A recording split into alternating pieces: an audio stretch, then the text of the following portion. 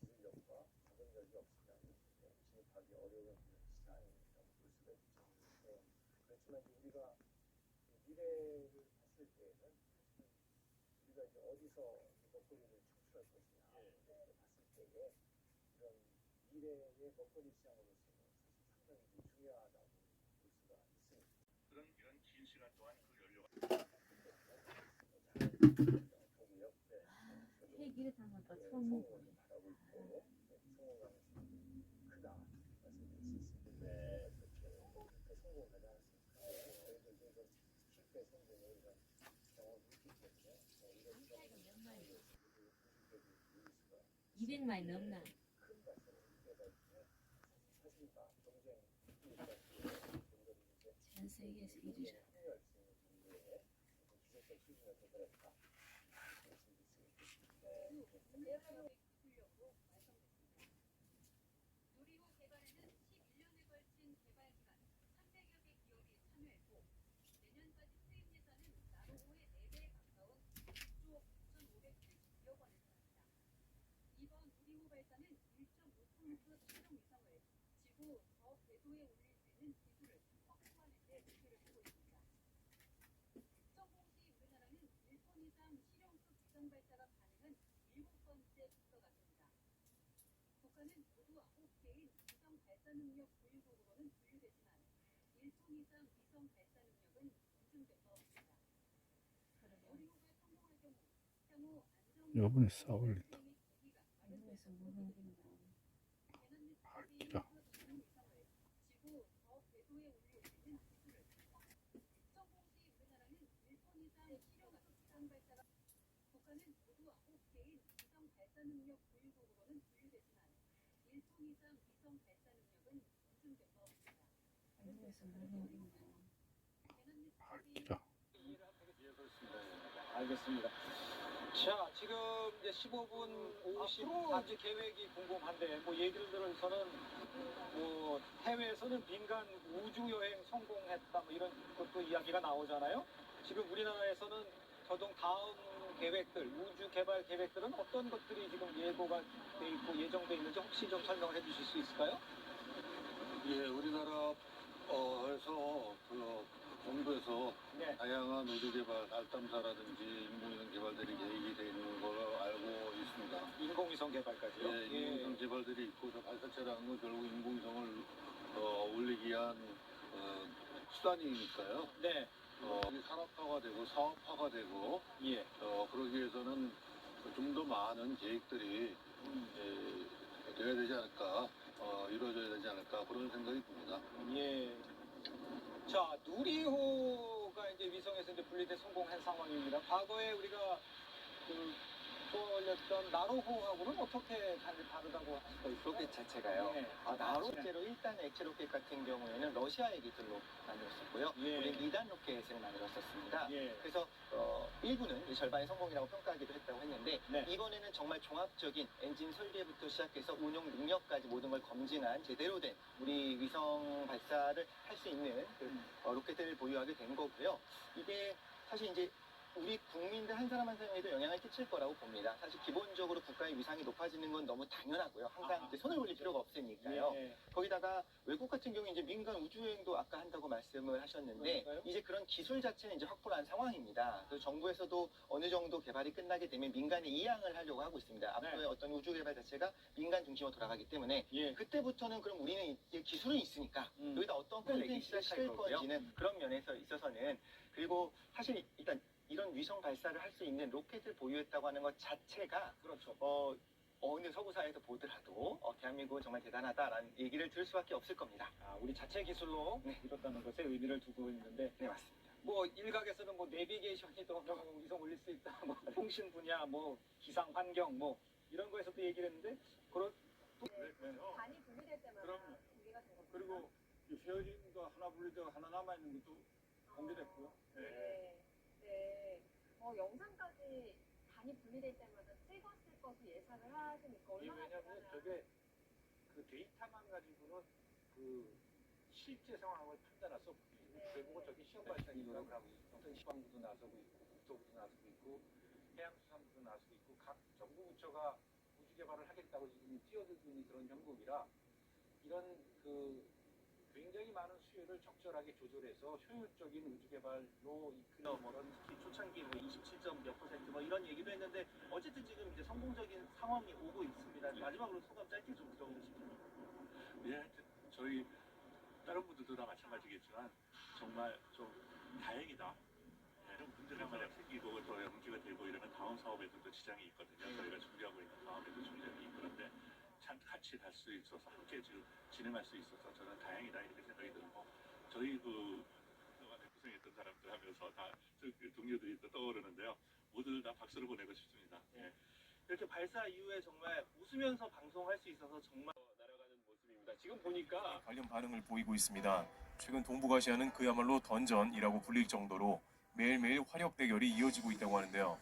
이제 중동의 화약고와 같은 별명처럼 동북아시아가 그야말로 군비 경쟁의 장이 된다는 전망이 나오는데 문제는 동북아시아의 군사 경쟁은 중동과는 비교가 안 될 정도이고 미국조차 손을 떼고 싶은 정도로 합니다. 현재 동북아시아의 군사력 경쟁이 심상치 않아져 가는 국면과 동시에 한국 대통령이 직접 전투기에 탑승하면서 강력한 메시지를 전했다고 하는데요. 현재 어떤 국면이 진행되고 있는지 살펴보도록 하겠습니다. 인사 국가가 모두 결집할 정도였습니다. 당장 지난주에는 러시아와 중국 해군이 일본의 혼슈와 삿포로 사이 해협을 통과해 난리가 났습니다. 엄연히 일본의 영해에 해당하는 부분을 지나간 정도의 대사건이라서 일본이 발칵 뒤집혔는데요. 일본의 언론들은 러시아와 중국 해군이 일본을 사실상 농락했다면서 바다에 침입한 그들을 단순히 쳐다만 볼 수밖에 없는 상황이었다고 하는데요. 왜냐하면 해당 해협은 공해이기 때문에 엄연히 러시아와 중국이 지나갈 수 있는 영역이었습니다.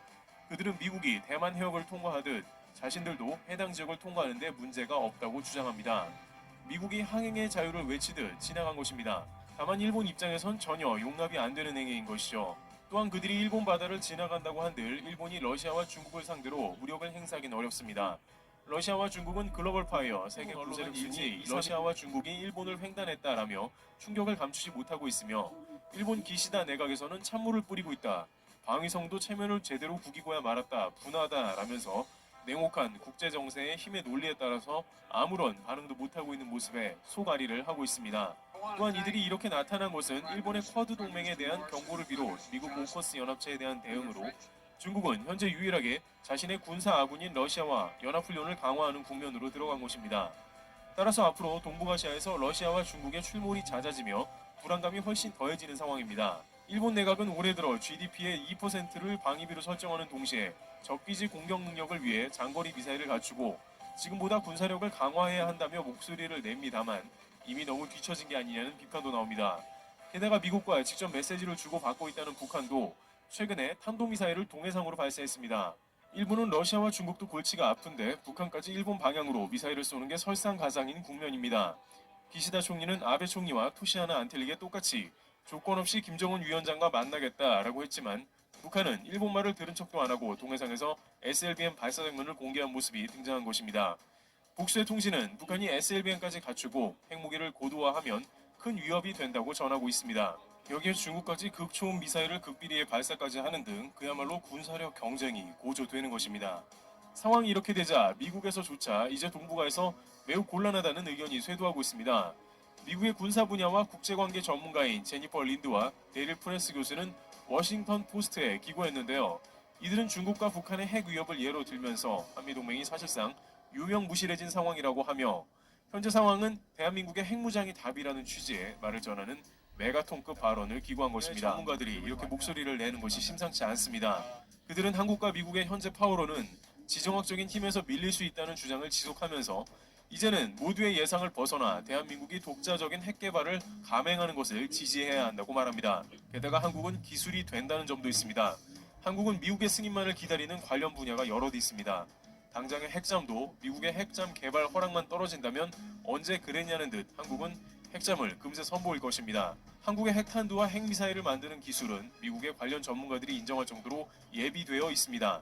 하지만 결정적으로 미국이 한국을 핵무장시키려는 이유는 미국의 국익에 도움이 된다는 것입니다. 지금까지 미국의 국익에 도움이 된다는 것입니다. 지금까지 미국은 한국에 엄청난 군수 물자를 판매하며 한국의 정작 핵무기나 핵심 기술은 공개하지 않았습니다. 한국의 진정한 게임 체인저를 허락할 경우에 미국도 무기를 더 이상 팔기가 어렵기 때문이죠. 이 때문에 지금까지 미국에서는 한국과 북한의 긴장이 미국의 국익에 도움이 된다는 의견이 있었습니다. 힐러리 클린턴이 자신의 대선 유세 연설에서 그랬고 트럼프 대통령은 대놓고 방위비 증액을 요구했습니다. 전 세계 유일하고 가장 강력한 미국의 군사력을 제공할 테니 한국은 돈을 내라는 논리가 흐르고 있었죠. 그런데 최근 국제 정세가 중국의 급부상과 북한 핵무기의 고도화 때문에 크게 달라져 버렸다는 것입니다. 미국의 싱크탱크 카토 연구소의 더그 수석 연구원은 한국에 해구산을 제공하지 말아야 한다고 주장합니다. 이는 미국의 핵무기를 사용함으로써 한국을 보호하다가 미국이 오히려 북한 등의 공격을 당할 수 있다는 것으로 한국을 보호하려고 핵무기를 쓰는 것은 궁극적으로 미국 본토가 극도의 위험에 처하는 것을 의미한다고 전합니다. 즉 전문가들은 이제 한국의 해구산 제공보다 한국의 핵무장이 미국의 국익에 도움된다고 판단하는 것입니다. 또한 미국이 앞으로 주한미군 철수 혹은 동북아시아의 군비 감축을 단계적으로 실행하는 주문도 나오는 것이죠. 일본은 한국의 핵무장 논의가 이루어지는 것에 대해서 내심 놀라면서 반대의 입장을 표명한 것으로 보입니다. 한국까지 핵무장을 하면 일본은 그야말로 동북아에서 최약체 군사국으로 전락할 수 있다는 우려 때문이죠. 그런데 일본 언론은 북한의 동해 SLBM 발사 소식을 전한 지 불과 하루도 안 되어 더욱 충격적인 뉴스를 듣게 됩니다. 바로 한국의 대통령이 직접 전투기를 타고 공항에 내리는 장면이 포착되면서 논란이 된 것입니다. 아베 전 총리 같은 경우에는 자신의 힘으로 탱크도 스스로 들어가지 못하는 장면이 유출되는 등 애초에 특전사 출신인 군필 문 대통령과 비교가 되면서 마마보이라고 일본 누리꾼들에게 불리운 바 있습니다만 아무리 그래도 대통령이 직접 전투기에 탑승하는 것은 매우 이례적인 장면이라 크게 주목받은 것입니다. 이는 실제 대한민국 대통령 중 최초로 있는 일이며 애초에 언론에 알려지지도 않은 것으로 보입니다. 보통 의례적으로 대통령은 행사장 입구까지 차량으로 이동 후 도보로 입장하는 것이 일반적이지만 이번에는 대통령이 독립기념관, 서울현충원, 용산전쟁기념관 등을 돌고 직접 성남공항에 내려온 것입니다. 탁현민 청와대 의전비서관은 이에 관해서 대통령이 전투기에 탑승한 것은 충분한 의미가 있다고 전합니다. 성남 서울공항에서 열린 국제항공방위산업 전시회인 아덱스 개막 행사에 직접 대통령이 전투기를 타고 등장해 전세계 53개국의 관련 인사 앞에서 국산 경공격기인 FA-50을 비행하며 우수성을 직접 홍보했다는 것입니다. 관계자들은 국민과 외빈에게 국산 전투기의 안전성과 우수성을 알리고자 하는 뜻으로 풀이된다고 말합니다. 해외에서 한국의 FA-50이 점점 관심을 받고 있는 국면도 더욱 홍보를 박차게 하는 모습인 것입니다. 실제 FA-50은 필리핀 전투기 도입 사업을 통해서 FA-50 12대가 매우 유용하게 운용되는 상황입니다. 또한 말레이시아도 경전투기 도입 사업에서 최종 FA-50을 후보로 선정하는 모습도 나오는 등 국제사회에서 한국의 경전투기가 충분히 활용되며 적절한 예산과 기능으로 어필하고 있다는 것인데 이를 상대적 고령인 대통령이 직접 탑승해서 안전성을 증명했다는데 일본조차 놀라움을 표시한 것입니다. 일본은 내각에서 군 예산을 늘려야 한다면서 파벌과 당파 가운데 갈등만을 반복하는 모습이 나옵니다만 한국은 대통령부터 여야를 막론하고 군수사업에 귀빈을 초대하고 항공무기를 개발하고 수출하려 하며 기존의 무기보다 더 강하고 혁신적인 무기들을 선보이는 행보가 연일 이어지고 있다는 사실입니다. 그런데 청와대는 문 대통령의 비행을 위해 비상 상황에 대비한 경호 및 복귀 계획을 수립했다고 합니다만 문재인 대통령은 비행 후 연설에서 바로 어제 북한의 SLBM 발사를 비웃기라도 하듯 폭탄 발언을 합니다. 대통령은 기념 행사 연설에서 미래 전쟁 양상을 바꿀 게임 체인저 기술 개발에 투자하겠다고 한 것입니다. 그러면서 2026년까지 방위력 개선비를 80% 확대하고 부품 국산화 지원금을 4배 늘리겠다고 발표했습니다. 그런데 이러한 상황에 대해서 가장 먼저 일본 복수의 언론과 누리꾼들이 반응하는 모습이 목격되는데요. 그들은 왜 한국은 지금까지 개발해놓은 현무 미사일이나 SLBM 등이 없었던 것처럼 말하는가라고 비판하고 있습니다. 한국의 군 통수권자는 마치 한국이 이제서야 초심으로 국방비를 쏟아붓는 것처럼 연설을 한다는 것입니다. 있으며 SLBM과 현무의 조합이라면 충분히 동북아 정세에서 어느 정도 게임 체인저가 될 만한 것임에도 불구하고 대통령은 양상을 바꿀 게임 체인저를 개발한다고 하니 무엇에 한국은 더 목이 말라 있는지 의문인 것입니다. 물론 어제 북한이 SLBM을 발사하는 등의 도발을 해온 상황에서 한국이 우회적 대응을 했다는 의견도 나옵니다. 북한은 한국이 SLBM을 성공했다고 하자 이를 의식해 자신들도 SLBM을 발사하며 맞받아치고 있는데 다시 한번 한국에서는 대통령이 직접 전투기에서 내려 아덱스 환영식을 거행하며 폭탄 발언을 했다는 것입니다. 아무튼 이렇게 저렇게 해석을 하더라도 일본 정부에서는 대한민국의 국방이 심상치 않다는 해석만 나오는 것이죠. 특히 미국에서 대한민국 핵무장 이야기가 슬슬 싱크탱크에서 서서히 수면 위로 떠오른 상황과 동시에 한국이 그에 맞춰 미래 전쟁의 양상을 아예 바꿔버릴 게임 체인저를 개발한다는 대통령 발언은 의미심장합니다.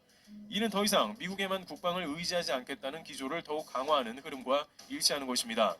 많은 군사 관계자들은 한국이 현재 진행하는 각종 군수사업 규모가 매우 커질 것으로도 예측하고 있습니다.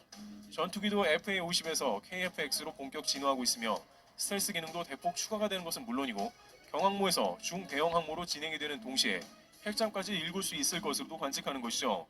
여기에 핵무장까지 된다면 당장 중국 입장에서는 한국과는 무역만 편하게 하자고 나올 것으로 보이며 북한과의 힘 겨루기에서도 대등해져 더 이상 북한의 군사적 도발은 목격하기 힘들어질 것으로 보입니다. 일본은 미국의 제재 가운데 묶여 한국 독도 도발 등은 감행할 재간이 없는 상황으로 치닫게 될 것입니다. 하는 이슈가 되는 것으로 파악됩니다. 대한민국의 자주 국방이 한국을 강화시키고 주변국의 작은 마하시베의 속도로 내리꽂는 고위력 탄도미사일이 실험됐다는 분석이 나옵니다. 놀랍게도 이것은 미국 국방부에서 개발을 하다가 윤리 논란으로 개발을 포기한 신의지팡이라는 분석이 나와 거대한 충격을 주고 있어 거대한 탄소 막대기가 지상에 내리꽂아지는 순간 나라 하나, 아니 대륙 하나가 통째로 사라질 수 있을 만한 파괴력을 지닌 무기가 있습니다. 바로 신의지팡이입니다. 미국 국방부에서는 이 신의지팡이 개발을 진행하려 하였으나 윤리 논란으로 개발이 중단됐습니다. 자칫 전 지구의 멸망을 초래할 수 있다는 논란 때문입니다. 현재 미국은 일본으로부터 히로시마, 나가사키 원폭 투하를 비롯해서 비키니 섬 핵실험으로 인한 일본어부 방사능 피폭에 대한 윤리적 논란으로 인해 비판을 받고 있으며 일본 측에서는 미국의 핵무기 사용 등에 관한 국제적인 반대 여론을 펼쳤습니다. 이 때문에 미국에서는 핵무기 개발뿐 아니라 인류를 없애버릴 수 있는 신의지팡이와 같은 대량 살상 무기 개발을 주저하고 있는 상황인데요. 이 때문에 신의지팡이와 같은 대량 살상 무기의 개발은 핵개발뿐 아니라 핵무기 사용을 해외 있습니다. 그런데 미국 대신 한국이 이 신무기 개발에 나섰다는 분석이 나오고 있습니다. 아직까지 급비사항에 붙여지고 있으나 일부 전문가들은 최근 한국에서 개발 중인 현무계열 미사일 중에 가장 두껍고 길쭉한 미사일인 탄도중량 8톤에 이르는 괴물 미사일이 바로 신의지팡이가 아니냐는 분석이 나옵니다. 신의지팡이 무기를 발사하기 위해서는 인공위성에서 발사를 해야 하는데 미국에서는 한국의 탄도미사일 흉량 해제 조치를 진행하며 우주발사체 고체연료 제한 해제가 동시에 이뤄지게 된 것입니다. 이에 발맞춰서 최근 우리 공군은 참모총장 직속의 우주센터가 신설되어 우주군 참설에까지 목전앞에 온 상황으로 관측되고 있습니다. 이 개발과 동시에 미국 싱크탱크의 보고서에서는 한국의 핵무기 개발 당위성에 관한 보도가 나와 이 미사일이 정말 한국군의 전투기를 눈앞에 둔 시점에서 중공군이 내려오는 바람에 38선 이남까지 밀리는 상황에 직면했었습니다. 그 당시 미군은 만주 핵폭격을 진행하여 한국은 압록강 두만강까지 진격하여 자유통일 뿐 아니라 만주고토에 복까지 할 수 있었던 절호의 기회였는데요. 안타깝게도 핵무기 사용이 불가능해지면서 지금의 한반도는 반으로 쪼개지고 말았습니다. 그 이후로 한국은 자체 핵무장을 매번 시도해왔으나 매번 좌초돼왔습니다. 현재 미국은 핵확산금지 조약을 따르는 국가로서 그동안 한국을 미국의 핵우산안에 포함시켜서 한국의 핵 보유를 강력하게 반대해온 나라 중 하나입니다. 미국은 그동안 한국이 핵 보유를 하게 되면 한국뿐 아니라 일본의 핵무장, 대만 등의 경제 강국들을 시작으로 핵무장이 동아시아 지역에서 확산될 가능성이 높아 한국의 핵무장만은 절대 허용을 안 했습니다. 특히 가장 큰 반대를 하는 나라는 다름 아닌 한국을 침략했던 일본인데요. 한국이 핵무장을 하게 되면 당장 큰 위협에 빠지는 것은 일본이기 때문입니다. 한국뿐 아니라 일본을 동맹국으로 둔 미국으로서는 한국의 핵무장만큼은 용인이 안 됐던 겁니다. 그런데 미국의 그 입장이 최근에 많이 달라진 것으로 분석되고 있습니다. 미국 다트모스 대학교 제니퍼 린드 데릴 프레스 교수는 지난 7일 워싱턴 포스트에 기고문을 올렸습니다. 한국은 자체적인 핵무기를 보유해야 하나라는 제목의 내용으로 한미동맹은 현재 북한과 중국 같은 핵보유 국가들로부터 큰 위협을 받고 있고 한국은 독자적인 핵무기 개발에 나서야 한다는 내용입니다. 현재 북한은 미국 본토까지 타격 가능한 핵미사일 능력을 갖추고 있고 당장 수천만 명의 시민이 거주하는 서울에 핵무기를 떨굴 수 있는 상황으로 한국은 NPT 핵확산금지 조약 10조에 나오는 자국의 이익을 위태롭게 하는 비상사태 시 핵확산금지 조약 NPT를 탈퇴할 수 있다는 내용을 근거로 해서 합법적인 한국의 핵보유가 가능하다는 의견을 내놓았습니다. 사실상 미국의 핵심 싱크탱크 차원에서 한국의 핵보유가 점차 허용되는 문이 열리고 있는 상황인데 이에 발맞춰서 우리 국방과학연구소에서는 전술핵 무기에 가까운 신의지팡이의 모델로 분석되고 있는 무기를 개발하고 있다는 분석이 나옵니다. 이러한 전문가들의 분석이 맞다면 사실상 한국은 미국과 대등한 수준의 군사력까지 갖출 수 있다는 분석까지 나오고 있습니다. 그동안 한국은 세계 6위 수준의 국방력을 갖추고 있으나 핵무기를 보유하고 있지 않아서 실질적인 한국의 군사력 순위는 세계 10위권 밖이라는 전문가들의 분석은 충격을 주고 있습니다. 중국이나 북한과 같은 인근의 적성국들이 핵무기를 보유한 한국 국민들로서는 매우 불안한 상황인데요. 이것은 한국 국민뿐 아니라 한국을 최전방처럼 여기고 있는 미국이나 서방 국가들에게도 위협이 되는 일로 한국의 핵무장은 불가피한 상황입니다. 그런데 한국이 신의지팡이를 보유하게 된다면 방사능 후유증이 없는 비교적 친환경적인 전술무기를 갖게 됨으로 인해서 국제적인 비난을 피할 수 있고, 핵무기를 보유한다고 하더라도 NPT 조약 10조항에 나오는 자국의 이익을 위태롭게 하는 비상사태에 준하는 상황이기 때문에 한국의 전술무기 보유는 합법적일 것이라는 핵심 싱크탱크의 의견이, 전술무기는 핵무기보다 더욱 위력적이고 장점도 많습니다. 그뿐 아니라 빠른 속도로 인해서 요격이 사실상 불가능할 뿐 아니라 파괴력과 대비해서 방사능 등 환경오염이 덜하다는 장점도 있습니다. 또 점차 지하 핵방공호가 시설이 깊어지고 더 현실적일 것이라는 주장도 나옵니다. 신의지팡이는 기본적으로 우주에서 떨어뜨리는 무기로서 대기권 밖 우주공간의 무기 배치는 우주조약 위반이며, 또 한국이 우주까지 실어 나를 수 있는 위성체 발사를 한다고 하더라도 그 운영 유지 비용이 천문학적이기 때문에 지금 개발 중인 현무계열 미사일에 핵무기를 탑재하는 것이 더욱 알맞고 현실적이라는 분석이 나옵니다. 최근 들어 한국의 이 같은 무기 개발에 한국의 인근 위협 국가들인 중국, 북한뿐 아니라 독도에 대한 위협을 지속해온 일본까지도 한국의 머리를 납작 엎드리는 모양새입니다. 일본은 최근 육상자위대 전부대가 참가하는 레이와 3년 연습에서 공개된 지도에서 독도를 자국령에서 제외했을 뿐 아니라 머리를 납작 엎드리는 모습을 취했습니다. 이뿐만 아니라 북한 역시 한국과 통신선 복원을 진행하는 모습을 취했습니다. 그만큼 최근 공개되고 있는 한국의 신무기들은 세계 각국의 한국에 대한 외교 정책을 바꿔놓을 정도로 위력적인 상황인데요. 한국은 현재 핵무기를 제외한 세계 최정상급 무기들의 개발을 대부분 완료한 상태입니다. 잠수함에서 발사하는 가장 값비싼 무기인 SLBM에서부터 세계 최고 성능의 자주포, 현무계열 순항미사일 등 한민족 역사상 최고의 화력을 갖추고 있는 상황인데요. 여기에 핵무기까지 탑재가 이뤄지게 된다면 제 아무리 인구가 많다는 중국이 한국을 함부로 여길 수 없을 것이고, 심지어 전문가들이 분석 중인 신의지팡이까지 개발이 완료된다면 과연 대한민국이 신의지팡이를 세계 최초로 공개하는 날이 올 수 있을까요?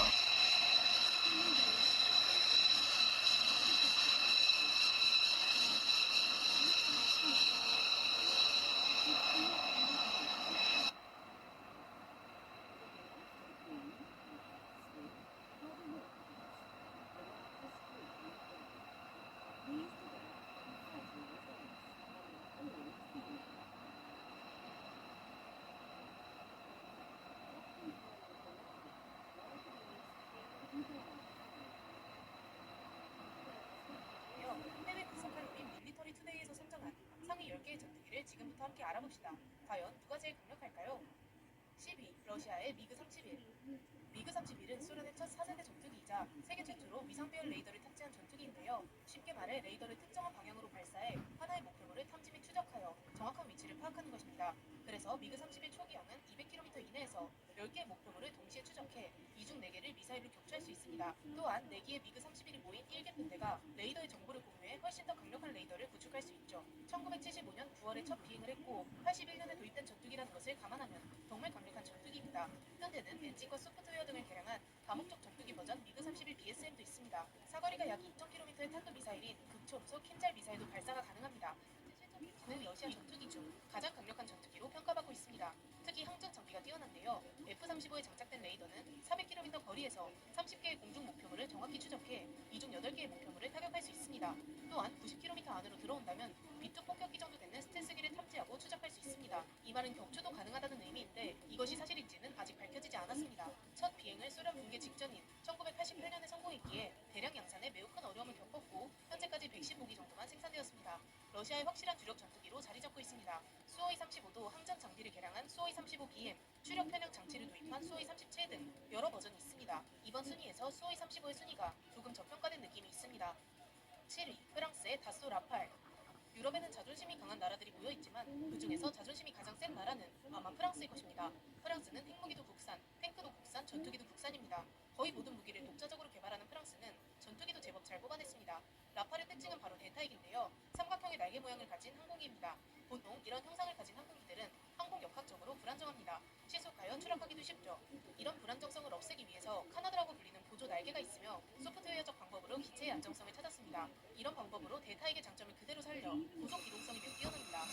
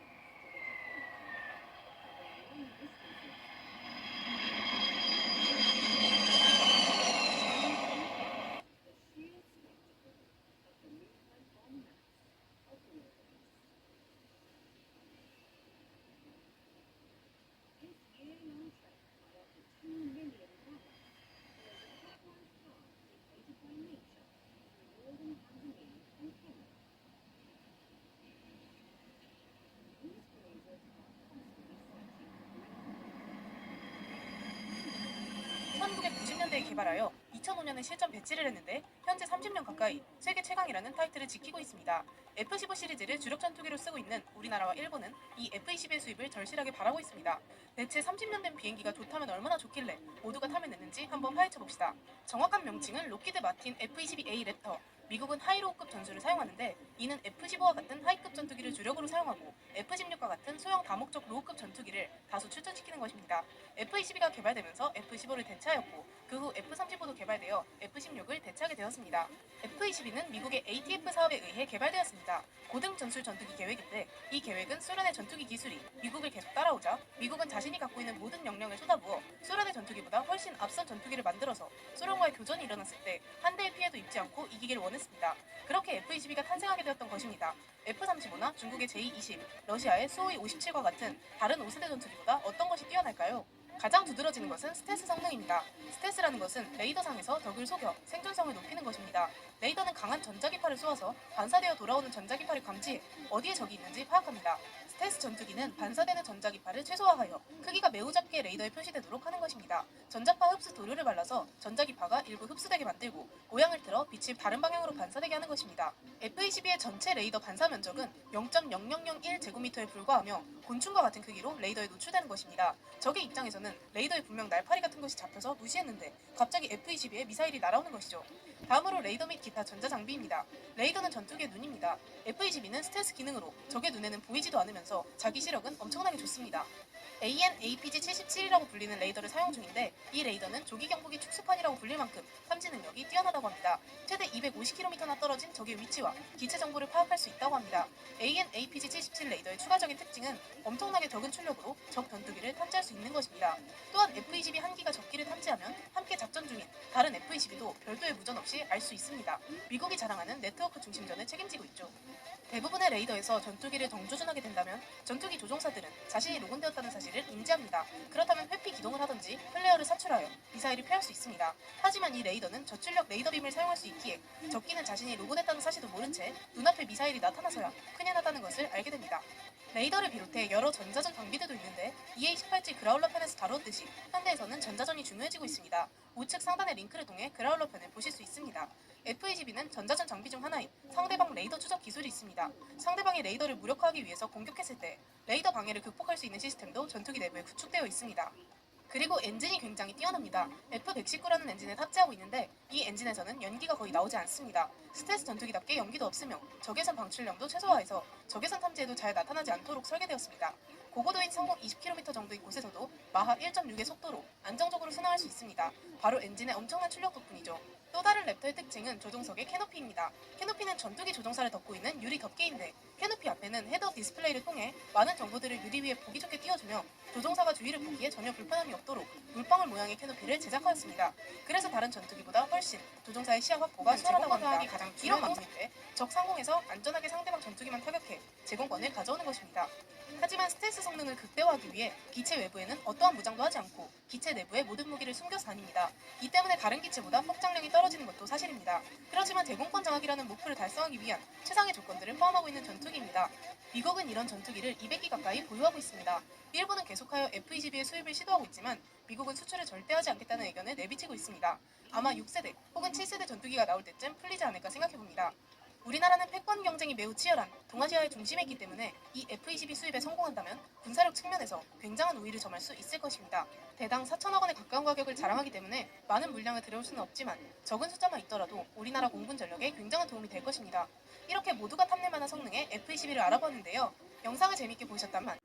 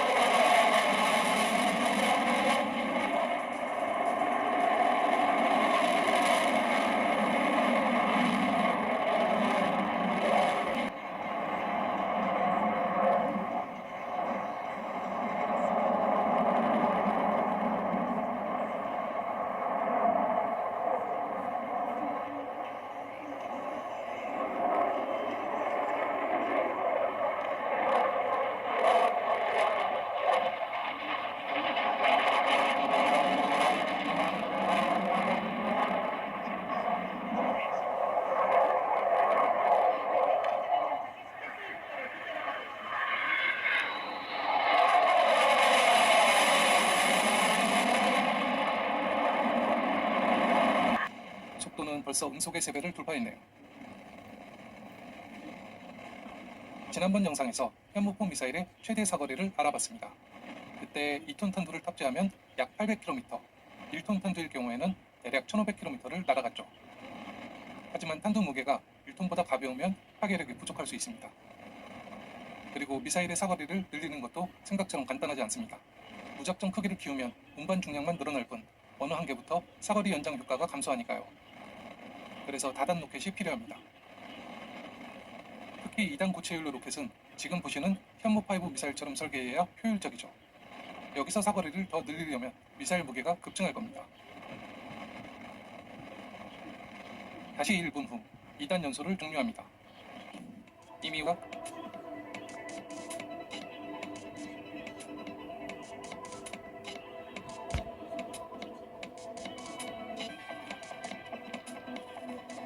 미사일이 대기권에 들어서고 있습니다. 속도는 마하 13 정도가 되네요. 재진입 각도가 40도가량으로 매우 커서 극심한 대기마찰을 겪습니다. 이때 플라즈마 화염과 함께 4000도씨 가량의 열이 발생하죠. 발사 14분 20초 후 지면에 충돌합니다. 이런, 탄두를 잘못 껴놨네요.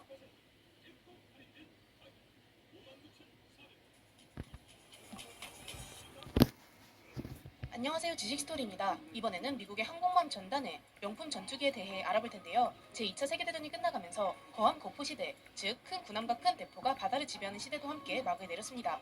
바로 함지기를 실은 항공모함의 위력이 커졌기 때문이죠.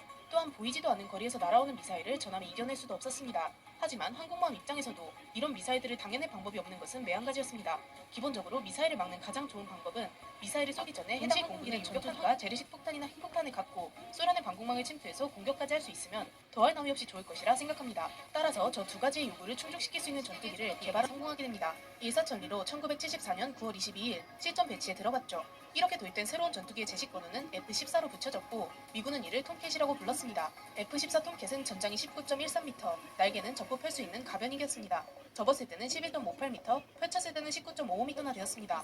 또한 과거 가변익 항공기인 F-111을 제작한 제너럴 다이너믹스와 그루먼이 참여했습니다. 그런데 그루먼이 문제를 제기합니다. 개발 베이스인 F-111은 항공모함 이착함 용도로 매우 좋지 않다는 것입니다. 결국 F-111의 외형을 수정하거나 대대적으로 개량해서 아예 새로운 기체를 개발하는 것으로 계획을 새로 수립합니다. 그렇게 새로 개발하는 기체를 모델 303으로 명명하게 됩니다. 미군은 그루먼이 새로 제안한 모델 303이 마음에 들어 이를 공식적으로 채택하고 개발에 착수합니다.